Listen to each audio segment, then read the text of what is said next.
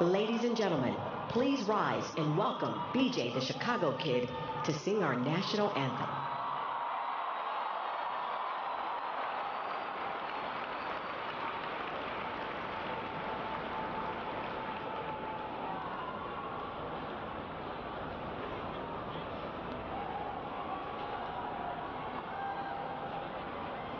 Oh, say, can you see by the dawn's early light what so proudly we hailed as the twilight's last gleaming, whose broad stripes and bright stars through the pale rollers fight, o'er the ramparts we watched were so gallantly streaming, and the rockets' red glare, the bombs bursting in air,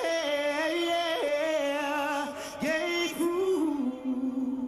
through the night that our flag was still there. Oh, say does that star-spangled banner yet wave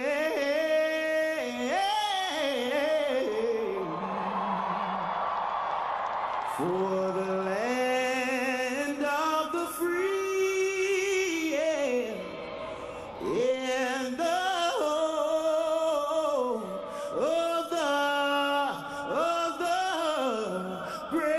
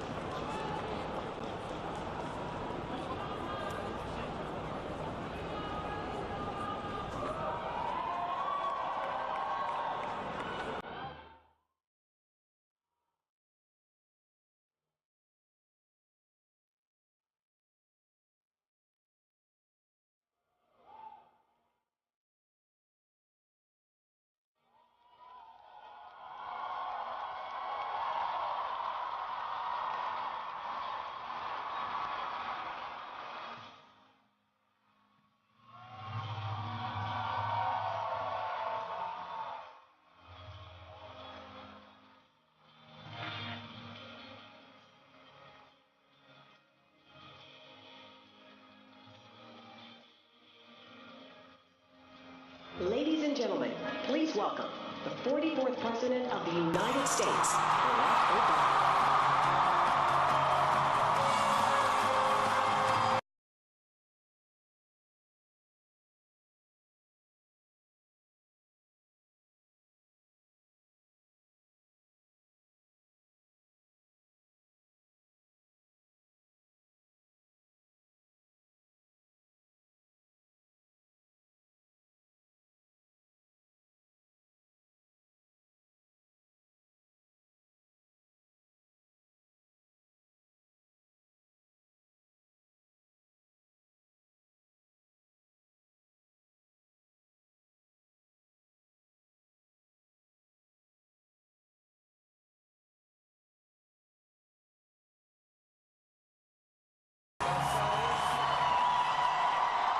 Hello, Chicago.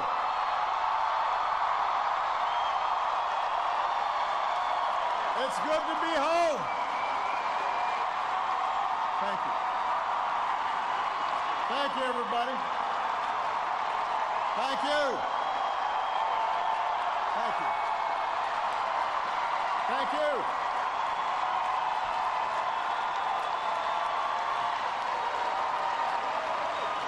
Thank you so much. Thank you. Thank you. Thank you. It's good to be home. Thank you. Thank you.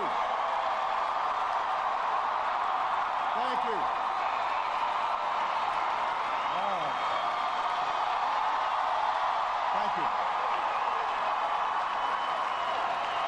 Thanks. All right, everybody sit down. We're on live TV here. I gotta move. Come on.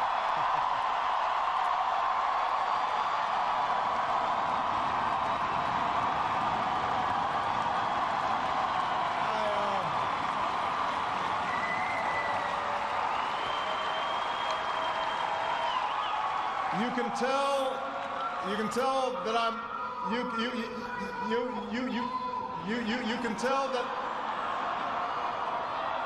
can tell that I'm a lame duck because nobody's following instructions. Everybody have a seat.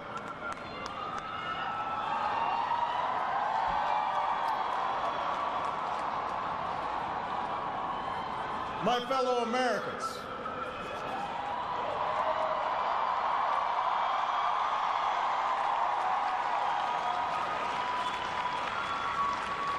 Michelle and I have been so touched by all the well wishes that we've received over the past few weeks.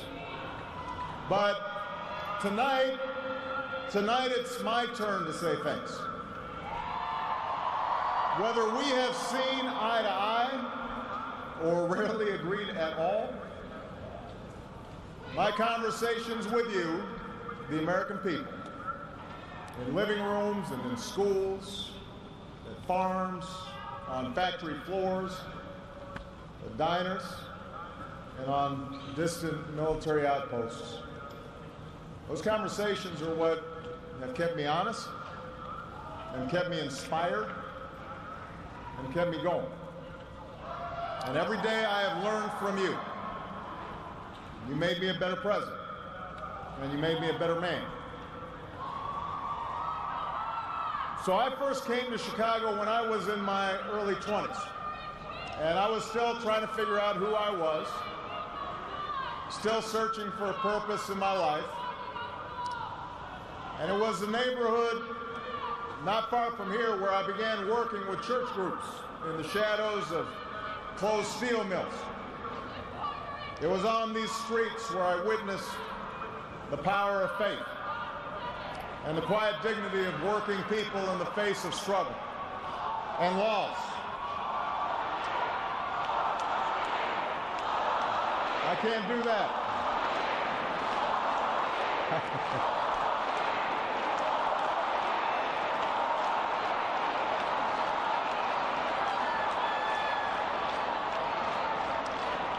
Now, this is where I learned that change only happens when ordinary people get involved and they get engaged and they come together to demand it. After 8 years as your president, I still believe that. And it's not just my belief. It's the beating heart of our American idea, our bold experiment in self-government.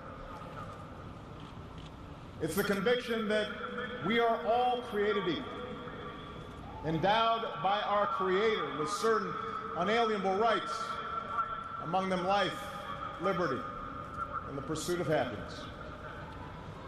It's the insistence that these rights, while self-evident, have never been self-executed.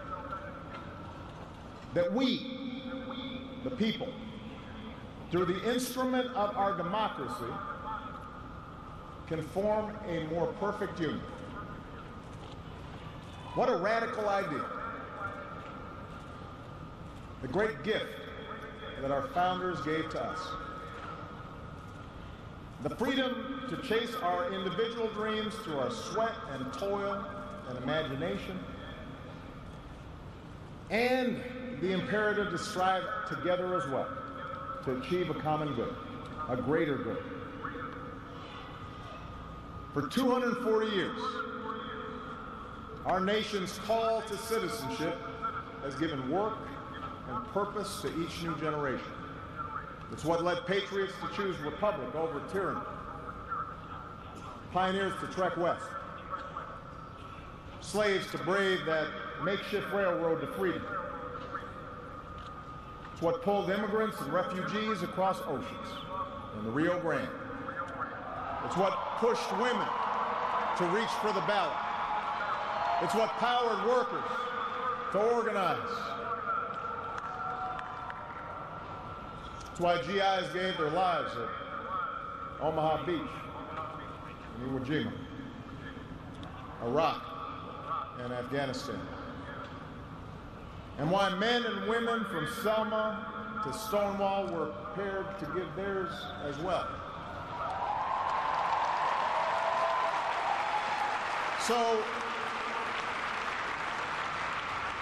that's what we mean when we say America's exceptional. Not that our nation's been flawless from the start, but that we have shown the capacity to change and make life better for those who follow. Yes, our progress has been uneven. The work of democracy has always been hard. It's always been contentious. Sometimes it's been bloody. For every 2 steps forward, it often feels we take 1 step back. But the long sweep of America has been defined by forward motion, a constant widening of our founding creed to embrace all, and not just some.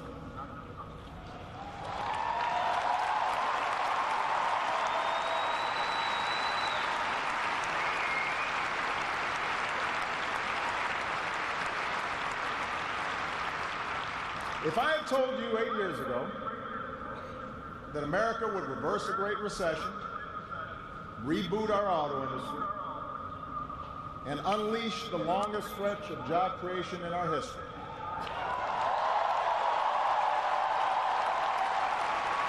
if I had told you that we would open up a new chapter with the Cuban people, shut down Iran's nuclear weapons program without firing a shot, take out the mastermind of 9/11. If I had told you that we would win marriage equality and secure the right to health insurance for another 20 million of our fellow citizens,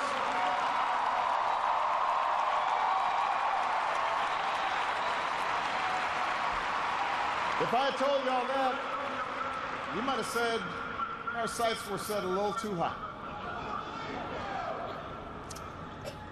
But that's what we did. That's what you did. You were the change.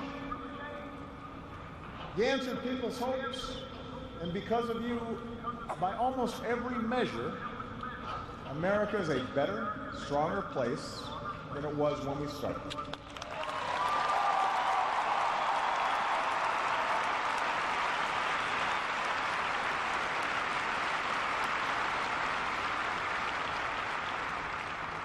In 10 days, the world will witness a hallmark of our democracy. No. The peaceful transfer of power from one freely elected president to the next.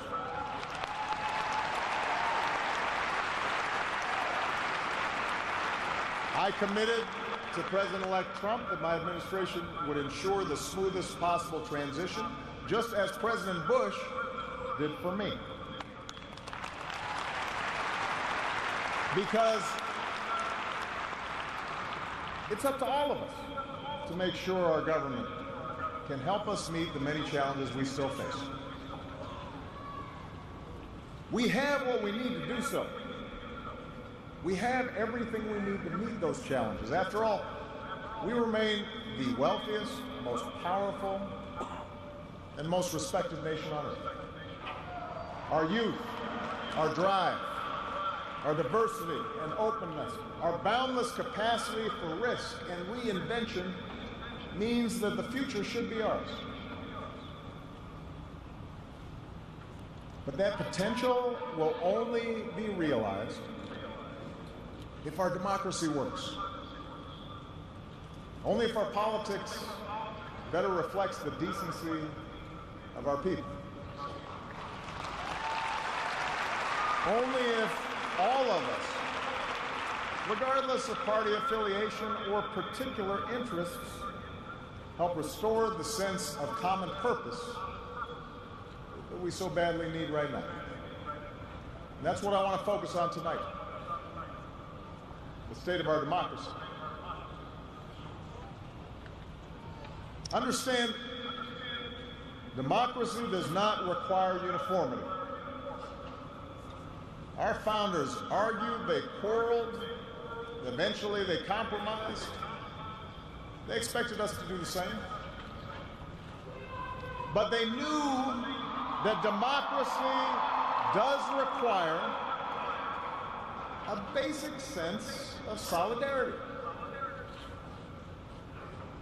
The idea that for all our outward differences, we're all in this together, that we rise or fall as one.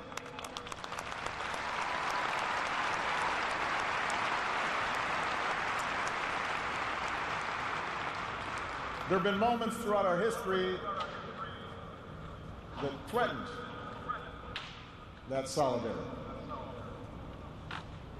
And the beginning of this century has been one of those times. A shrinking world, growing inequality, demographic change, and the specter of terrorism. These forces haven't just tested our security and our prosperity, but are testing our democracy as well. And how we meet these challenges to our democracy will determine our ability to educate our kids and create good jobs and protect our homeland. In other words, it will determine our future. To begin with, our democracy won't work without a sense that everyone has economic opportunity. And the good news is that today the economy is growing again. Wages, incomes, home values, and retirement accounts are all rising again. Poverty is falling again.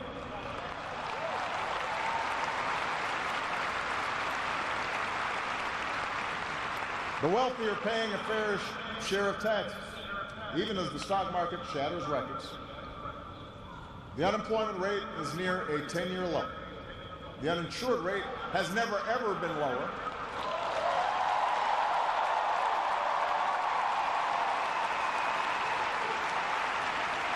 Healthcare costs are rising at the slowest rate in 50 years.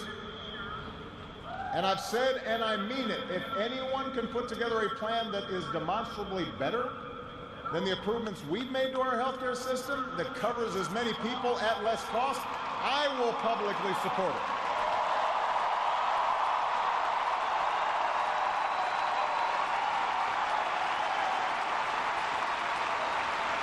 Because that, after all, is why we serve. Not to score points or take credit, but to make people's lives better. But for all the real progress that we've made, we know it's not enough. Our economy doesn't work as well or grow as fast when a few prosper at the expense of a growing middle class and ladders for folks who want to get into the middle class. That's the economic argument, but stark inequality is also corrosive to our democratic idea. While the top 1% has amassed a bigger share of wealth and income, too many of our families in inner cities and in rural counties have been left behind. The laid-off factory worker, the waitress or healthcare worker who's just barely getting by and struggling to pay the bills, convinced that the game is fixed against them, that their government only serves the interests of the powerful. That's a recipe for more cynicism and polarization in our politics. There are no quick fixes to this long-term trend. I agree, our trade should be fair and not just free. But the next wave of economic dislocations won't come from overseas. It will come from the relentless pace of automation that makes a lot of good middle-class jobs obsolete. And so we're going to have to forge a new social compact to guarantee all our kids the education they need, to give workers the power to unionize for better wages, to update the social safety net to reflect the way we live now, and make more reforms to the tax code so corporations and individuals who reap the most from this new economy don't avoid their obligations to the country that's made their very success possible.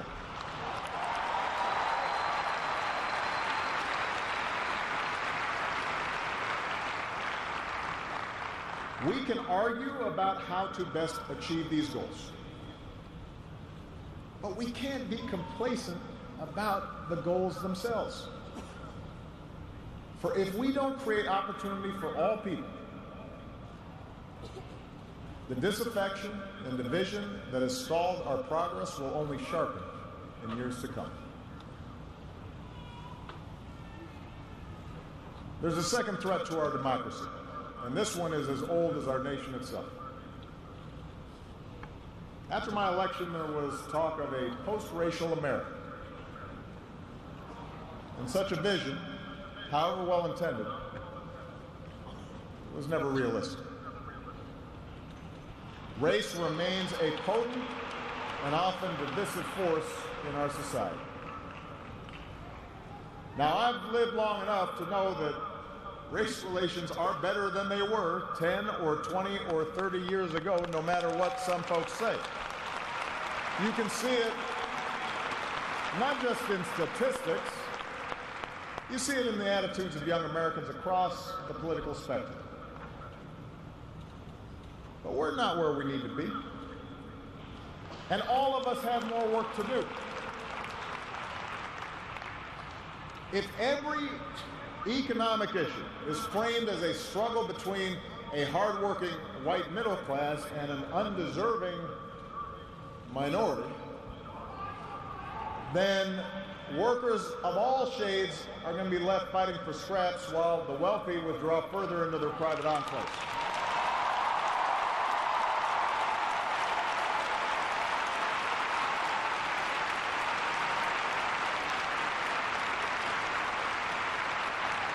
If we're unwilling to invest in the children of immigrants just because they don't look like us, we will diminish the prospects of our own children, because those brown kids will represent a larger and larger share of America's workforce.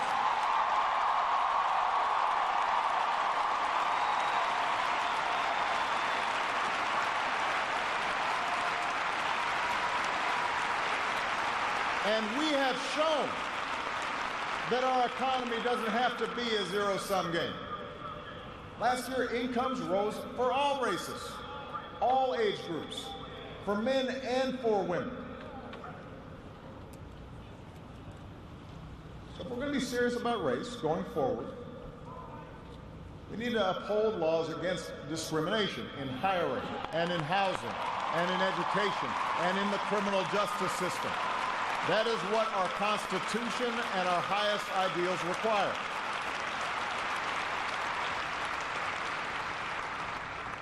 But laws alone won't be enough.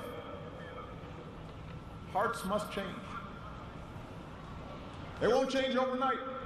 Social attitudes oftentimes take generations to change. But if our democracy is to work the way it should in this increasingly diverse nation, then each one of us need to try to heed the advice of a great character in American fiction, Atticus Finch, who said, "You never really understand a person until you consider things from his point of view, until you climb into his skin and walk around in it." For blacks and other minority groups, that means tying our own very real struggles for justice to the challenges that a lot of people in this country face. Not only the refugee or the immigrant or the rural poor or the transgender American, but also the middle-aged white guy who, from the outside, may seem like he's got advantages, but has seen his world upended by economic and cultural and technological change. We have to pay attention and listen.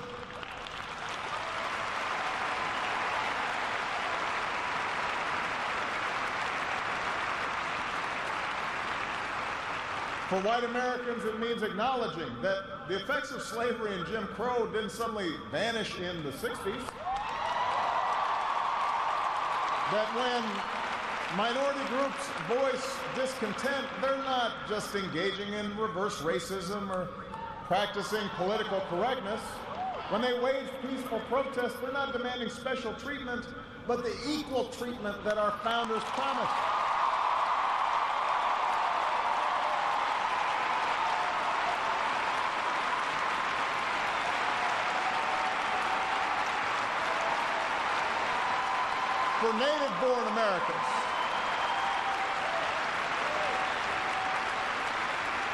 For native-born Americans, it means reminding ourselves that the stereotypes about immigrants today were said almost word for word about the Irish and Italians and Poles, who it was said were going to destroy the fundamental character of America. And as it turned out, America wasn't weakened by the presence of these newcomers. These newcomers embraced this nation's creed, and this nation was strengthened. So, regardless of the station that we occupy, we all have to try harder. We all have to start with the premise that each of our fellow citizens loves this country just as much as we do, that they value hard work and family just like we do, that their children are just as curious and hopeful and worthy of love as our own.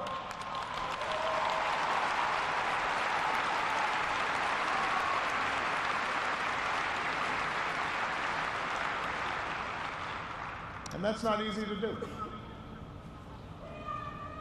For too many of us, it's become safer to retreat into our own bubbles, whether in our neighborhoods or on college campuses or places of worship, or especially our social media feeds.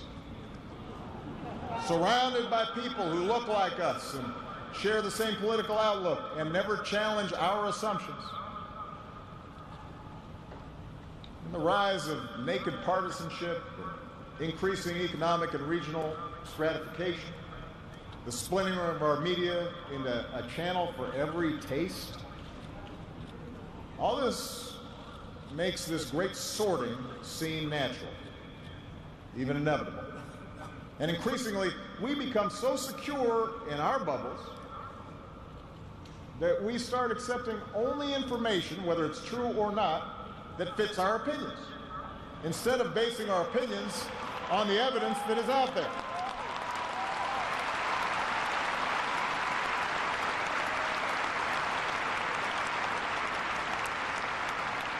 And this trend represents a third threat to our democracy. Look, politics is a battle of ideas. That's how our democracy was designed. In the course of a healthy debate, we prioritize different goals and the different means of reaching them. But without some common baseline of facts, without a willingness to admit new information and concede that your opponent might be making a fair point and that science and reason matter, then we're going to keep talking past each other and we'll make common ground and compromise impossible.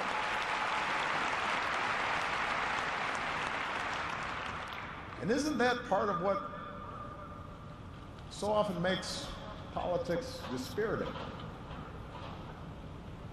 How can elected officials rage about deficits when we propose to spend money on preschool for kids, but not when we're cutting taxes for corporations? How do we excuse ethical lapses in our own party, but pounce when the other party does the same thing? It's not just dishonest, this selective sorting of effects. it's self-defeating. Because, as my mom used to tell me, reality has a way of catching up with you.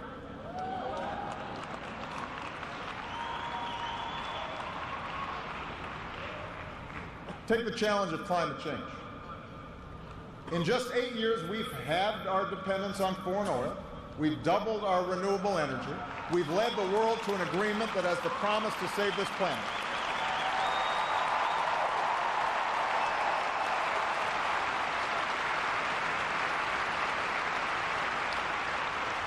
But without bolder action, our children won't have time to debate the existence of climate change.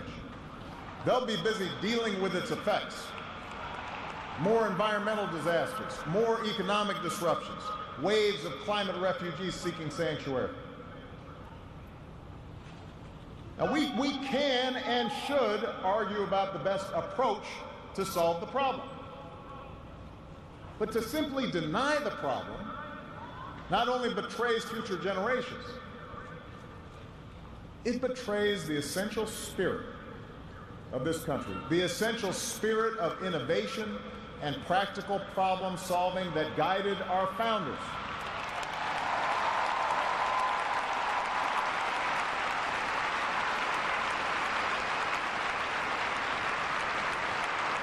It is that spirit born of the Enlightenment that made us an economic powerhouse. The spirit that took flight at Kitty Hawk and Cape Canaveral. The spirit that cures disease and put a computer in every pocket. It's that spirit, a faith in reason and enterprise, and the primacy of right over might that allowed us to resist the lure of fascism and tyranny during the Great Depression, that allowed us to build a post-World War II order with other democracies, an order based not just on military power or national affiliations, but built on principles, the rule of law, human rights, freedom of religion and speech and assembly, and an independent press.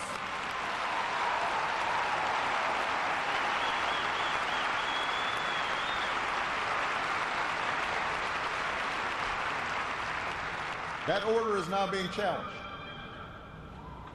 First, by violent fanatics who claim to speak for Islam. More recently, by autocrats in foreign capitals who see free markets and open democracies and civil society itself as a threat to their power. The peril each poses to our democracy is more far-reaching than a car bomb or a missile. They represent the fear of change, the fear of people who look or speak or pray differently, a contempt for the rule of law that holds leaders accountable, an intolerance of dissent and free thought, the belief that the sword or the gun or the bomb or the propaganda machine is the ultimate arbiter of what's true and what's right.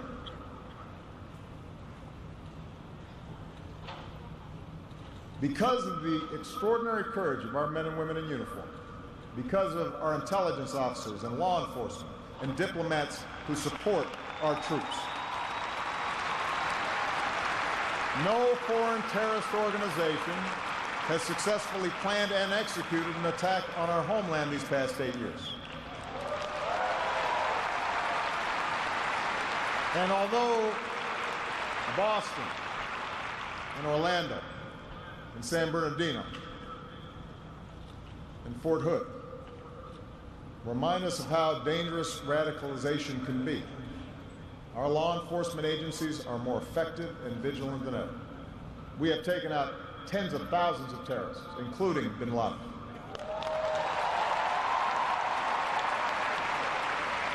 The global coalition we're leading against ISIL has taken out their leaders and taken away about half their territory. ISIL will be destroyed, and no one who threatens America will ever be safe. And to all who serve or have served, it has been the honor of my lifetime to be your commander-in-chief. And we all owe you a deep debt of gratitude.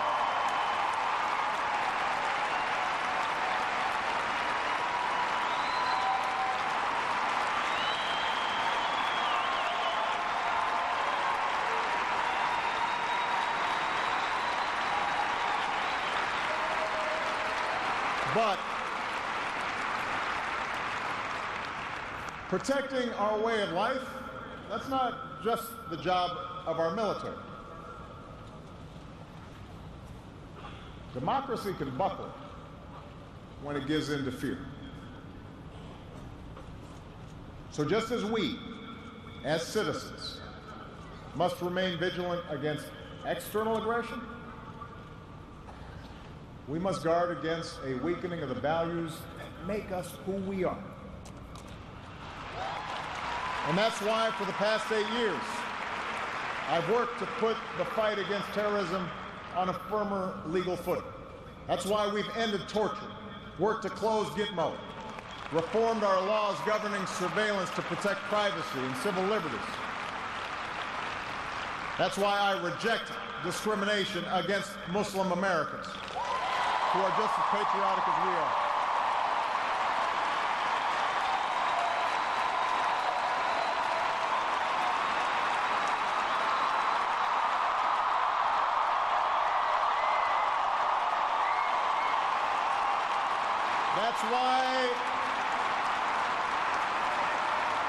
That's why we cannot withdraw. That's why we cannot withdraw from big global fights to expand democracy and human rights and women's rights and LGBT rights. No matter how imperfect our efforts, no matter how expedient ignoring such values may seem, that's part of defending America. For the fight against extremism and intolerance and sectarianism and chauvinism are of a piece with the fight against authoritarianism and nationalist aggression. If the scope of freedom and respect for the rule of law shrinks around the world, the likelihood of war within and between nations increases. And our own freedoms will eventually be threatened. So let's be vigilant, but not afraid. ISIL will try to kill innocent people. But they cannot defeat America unless we betray our Constitution and our principles in the fight.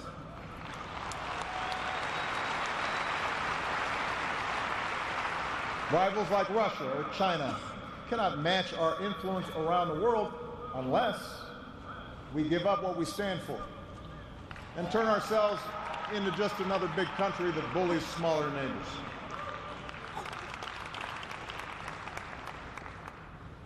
Which brings me to my final point. Our democracy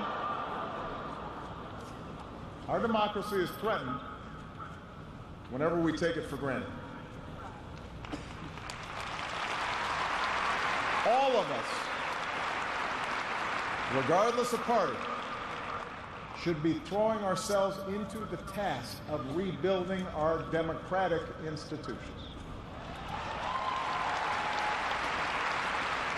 When voting rates in America are some of the lowest among advanced democracies, we should be making it easier, not harder, to vote.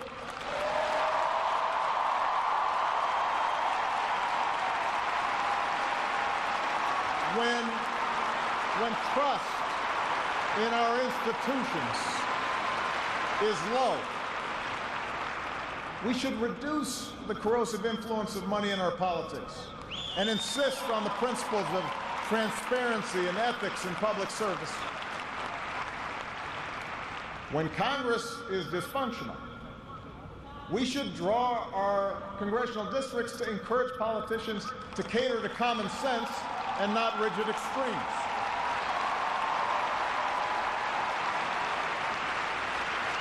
But remember, None of this happens on its own.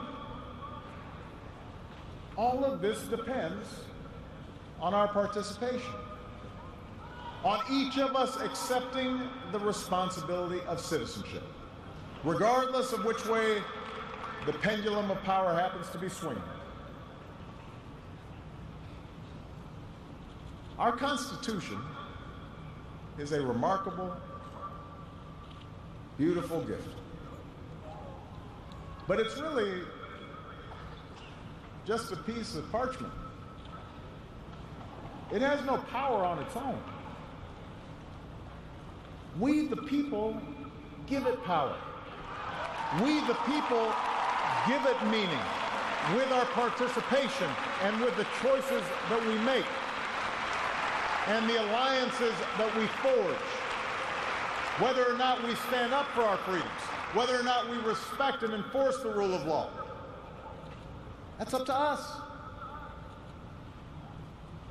America's no fragile thing, but the gains of our long journey to freedom are not assured. In his own farewell address, George Washington wrote that self-government is the underpinning of our safety, prosperity, and liberty. But from different causes and from different quarters, much pains will be taken to weaken in your minds the conviction of this truth. And so we have to preserve this truth with jealous anxiety that we should reject the first dawning of every attempt to alienate any portion of our country from the rest, or to enfeeble the sacred ties that make us one.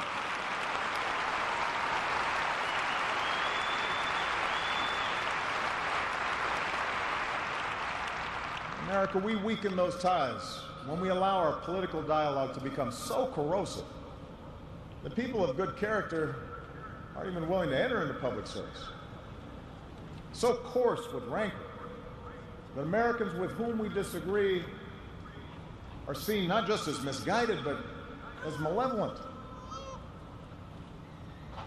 We weaken those ties when we define some of us as more American than others. When we write off the whole system as inevitably corrupt. And when we sit back and blame the leaders we elect without examining our own role in electing them.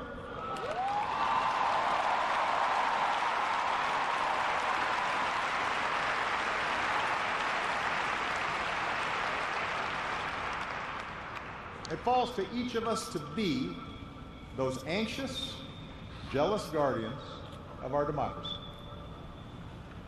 To embrace the joyous task we've been given to continually try to improve this great nation of ours. Because for all our outward differences, we in fact all share the same proud title. The most important office in democracy. Citizen. Citizen.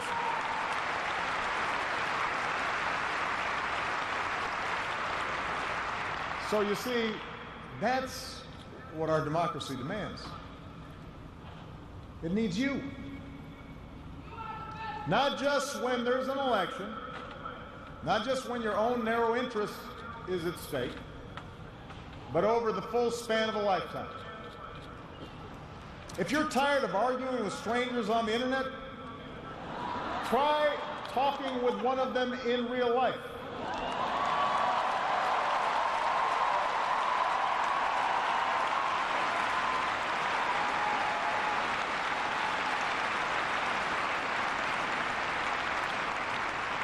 If something needs fixing, then lace up your shoes and do some organizing. If you're disappointed by your elected officials, grab a clipboard, get some signatures, and run for office yourself.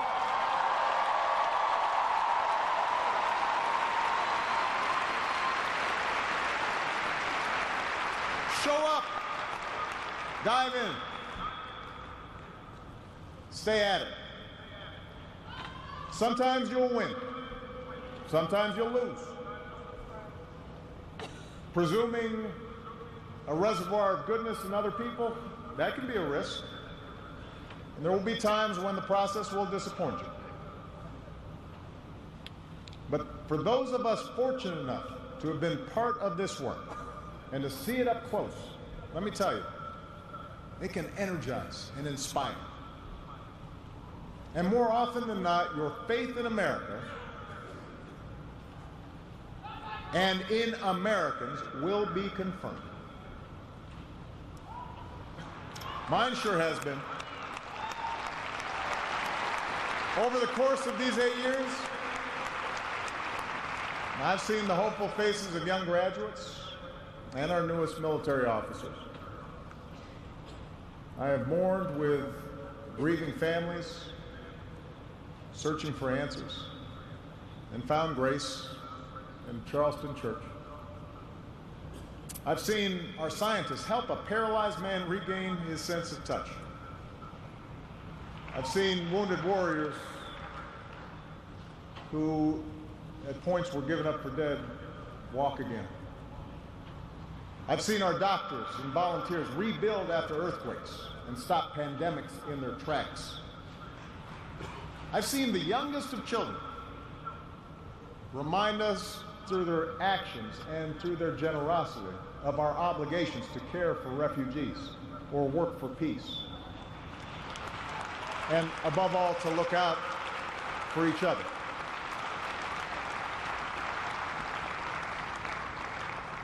So that faith that I placed all those years ago, not far from here, in the power of ordinary Americans to bring about change, that faith has been rewarded in ways I could not have possibly imagined. And I hope your faith has too. Some of you here tonight or watching at home, you were there with us in 2004, 2008, 2012.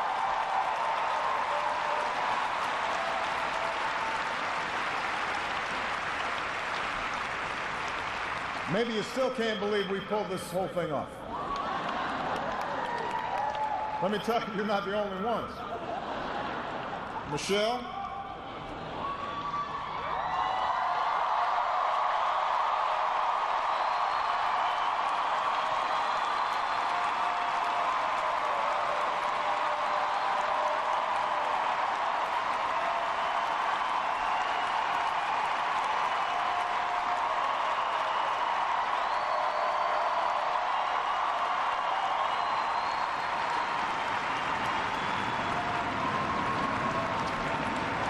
Michelle LaVaughn Robinson, girl of the South Side.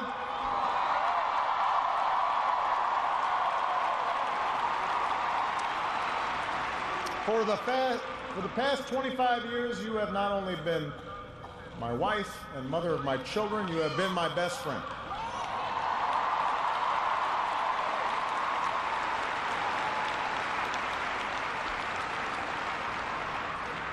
You took on a role you didn't ask for, and you made it your own, with grace and with grit and with style and good humor.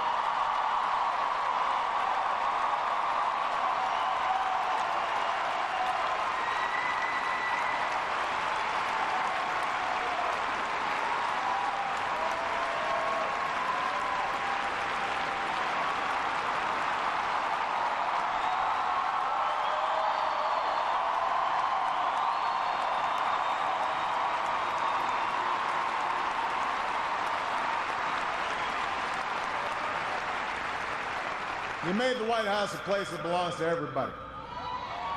And a new generation sets its sights higher because it has you as a role model. So you have made me proud, and you have made the country proud.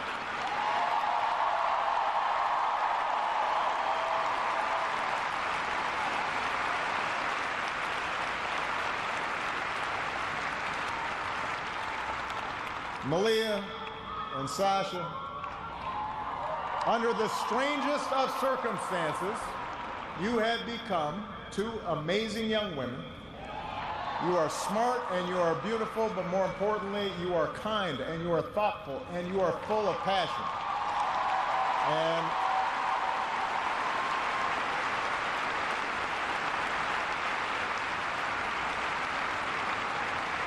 you wore the burden of years in the spotlight so easily. Of all that I have done in my life, I am most proud to be your dad.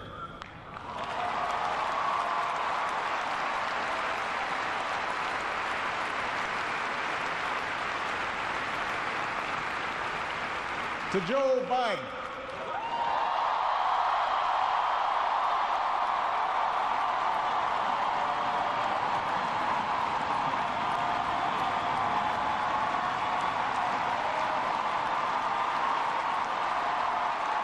the scrappy kid from Scranton who became Delaware's favorite son. You were the first decision I made as a nominee, and it was the best. Not just because you have been a great vice president, but because in the bargain I gained a brother. And we love you and Jill like family, and your friendship has been one of the great joys of our lives.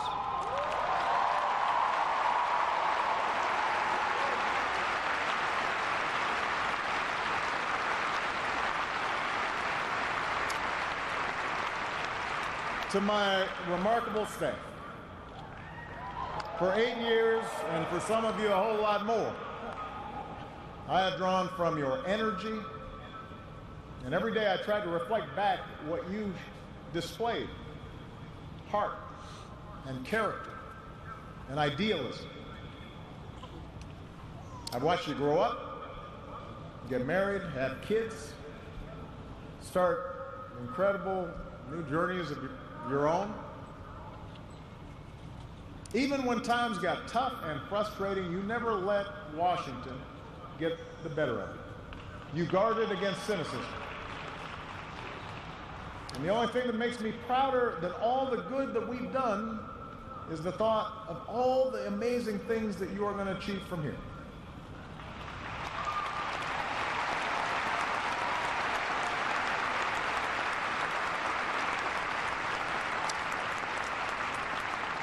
And to all of you out there, every organizer who moved to an unfamiliar town, every kind family who welcomed them in, every volunteer who knocked on doors, every young person who cast a ballot for the first time, every American who lived and breathed the hard work of change, you are the best supporters and organizers anybody could ever hope for, and I will be forever grateful. Because you did change the world. You did. And that's why I leave this stage tonight even more optimistic about this country than when we started. Because I know our work has not only helped so many Americans, it has inspired so many Americans, especially so many young people out there, to believe that you can make a difference, to hitch your wagon to something bigger than yourselves. Let me tell you, this generation coming up, unselfish, altruistic, creative, patriotic, I've seen you in every corner of the country. You believe in a fair and just and inclusive America. You know that constant change has been America's hallmark, that it's not something to fear, but something to embrace. You are willing to carry this hard work of democracy forward. You'll soon outnumber all of us, and I believe as a result, the future is in good hands.